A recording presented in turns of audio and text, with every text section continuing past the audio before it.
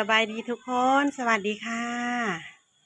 มาเด้อค่ะมื้อนี้เนาะกินข้าวน้ำกันทุกคนได้ป่นปลาทูเนาะนี่ป่นปลาทูเฮาเฮ็ดป่นแห้งเนาะป่นปลาแล้วมีแต่ผักมีแต่ต้นหอมบ่มีผักกับทุกคนมากินข้าวน้ำกันเด้อ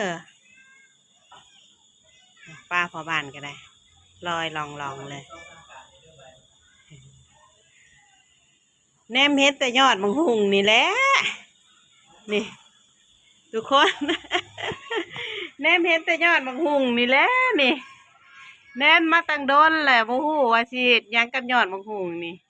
ลวกกินได้บ่วะสิตัดถิ่มก็เสียดายเบิ่งสิปะให้เป็นหมาก็คือสิบ่เป็นดอกนี่นี่ทุกคนยอดงาม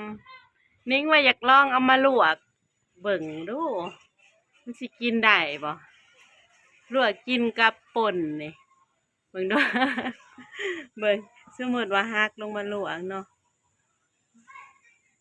ลองเบิ่งบ่ มันมีพักเนาะบ่ได้ไปตลาดเห็นแต่ยอดมะฮุงนี่แหละฮะยอดมะเขียบบ่ มียอดมะเขียบพร้อมโหต้นใบมะเขียบมันกินบ่ได้ดอกใบมะเขียบ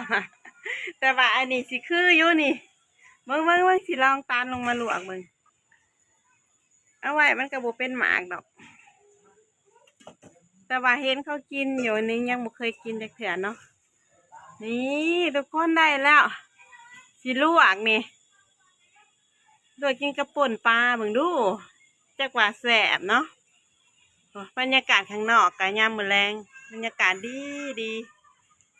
นี่บรรยากาศข้างนอกครับมาทุกคนมากินข้าวนำกันเนาะลองมึงก่อนตอนนี้เดี๋ยวสิข้างน้ำก่อนแล้วก็สิลวกเม็ดกิ่งนี่แหละสีคมสีฝาดได้จังมาเบิ่งกันเนาะทุกคนเนาะหมอแล้วน้ำห่อนเลยแหละห่อนแหละสำนี้เดียวเอาหยอดมะฮุงลงก่อนลวกก่อนเนาะทุกคน บ่ได้ไปตลาดบ่มีพักกินกันเลยสิลวกหยอดมะฮุงกินนี่แหละมีอยู่ต้นเดียวในห้องนี่จะสิเฮ็ดหยังกับเพราะว่าถ่ายให้เป็นหมากกับบ่เป็นจักเถื่อจะสิเป็นรสชาติยังไงมื้อนี้ซีมกินครับกินกับป่นป่นปลาทูเบิ่งสิลองเบิ่งจะคำเบิ่งอันนี้ก็คือค่ะมะฮุง ใบมะฮุงเอาลุยลองซิมมึงลองมึงดูเด้อเอาต้องม้วนเบิ่งลูกชายกันทุกคนนิ่งหน่อยขึ้นมาจะเที่ยวข้างล่างก็อยากลงไปอีกมึงแม่ชิมดูก่อนนะว่ามันจะอร่อยไหมป่นปลาทูป่น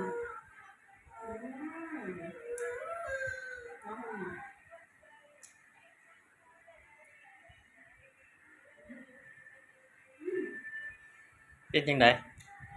แซ่บปะขมไผพากินเลยนี่ฮะไผพากินขมแห้งเหมาะกับคนหมักขมอยู่ดอกเนี่ยขมอันยอดมะฮุงลวกกับป่นปลาทูสัมสะเดาเลยแม่นบ่สัมสะเดาเลยเบิ่งหลังปากก่อนอีกจักบาทดูอีกจักบาทดูอีกจักคำมึงดูอ๋อไหวอยู่บ่น้องใบแก่มันบ่ย่านเบื่อบ่ใบแก่มึงบ่ย่านเบื่อบ่กิน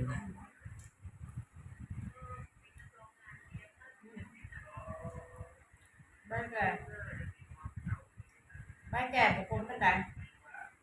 ถ้าอ่อนๆเนี่ยคือแก้ชาวบ้านคนแบบนี้ สิลองเบิ่งอยู่เอาโอเคคลิปนี้ขอกินข้าวกันทุกคนแล้วพบกันใหม่คลิปหน้าครับสวัสดีครับสวัสดีครับเอาหมุนอยากออกข้างนอกอย่างเดียวกินข้าวก่อนดูกินข้าวก่อนนั่งลงมาเอาแม่พาไปวัวผีโบลุยโบอยู่ข้างนอก